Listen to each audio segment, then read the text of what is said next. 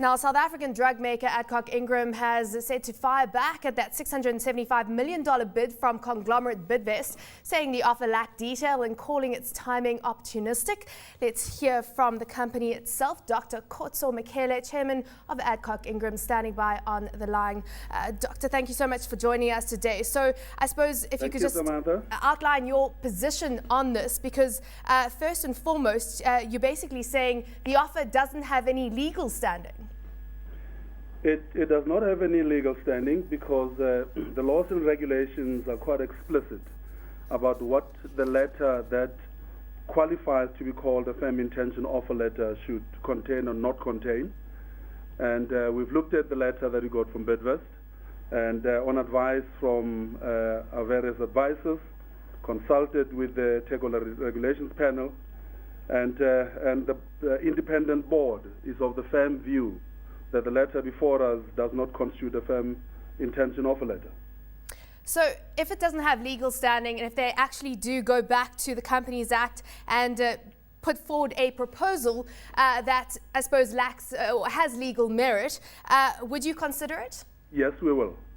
Basically, let's then run through what we do know right now, because the offer is to take over 60% of Adcock Ingram, valued at around 6.2 billion rand. What's the board's view in terms of the kind of value that they're placing on Adcock right now? Samantha, the independent board has not even ventured into that step yet.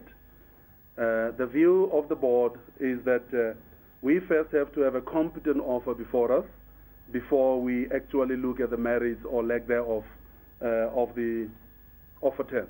Mm-hmm.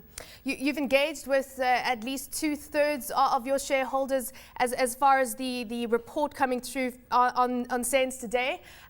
What are the views in terms of the conditionality clauses that have also been attached to the offer as it stands from Bidvest? It is indeed those conditionalities that also contribute to the lack of competence of the offer to be a firm intention offer. If you have seen the Bidvest letter itself, one of those conditions in paragraph 9 is the right to unilaterally walk away from this offer. And we are advised as the independent board that in law that right cannot be exercised. Mm-hmm. So basically, where does that put you when it comes to what Bidvest is saying regarding, I suppose, conditions to protect them if this sale had to potentially go through? In a scheme of arrangements, typically the two companies would have engaged with each other even before the announcement is made. Some of those conditions would have been looked at together, and we would together have found ways of resolving them in such a way that the independent board of the offeree company is indeed in a position to propose the scheme to shareholders.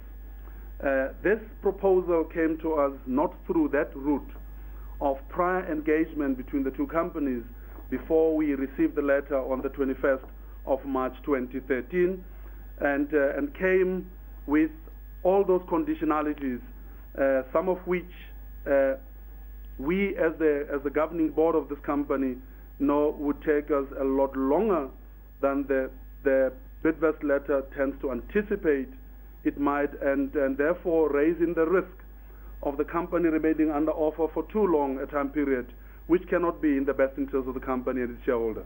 And of course creating uncertainty, because certainly what the response today does is create uncertainty for Adcock Ingram shareholders and of course Bidvest shareholders. But from the board's perspective right now, I mean, you have been on a path where you outline some of the strategies that have been put in place to help turn around the company. Some might say new manufacturing facilities, you pointed out new tenders.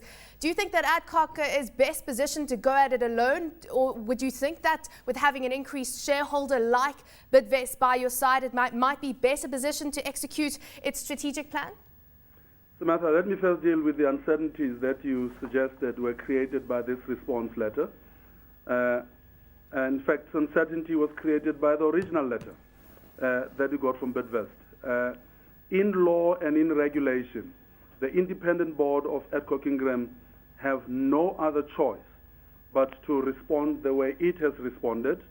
We deem it unfortunate that the letter came structured the way it was structured, but once we had the letter before us, that's what we had to respond to react to.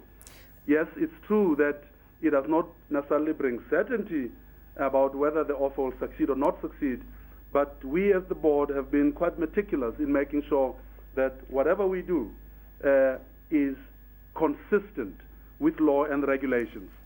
The second part of your question about to go it alone or not go it alone, we are currently a broadly held company on the JSE. We've had 4 years of building the physical plant of this company and building the distribution center, getting into relationship with multinational companies, going into Africa and into India.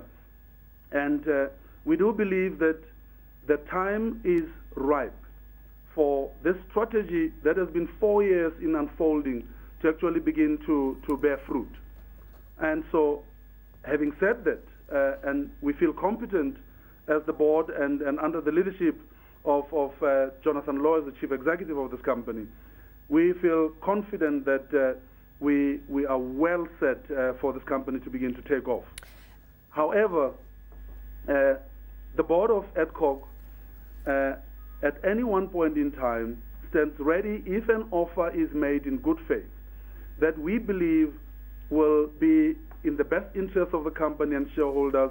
We are duty bound to entertain it with an open mind and seriously.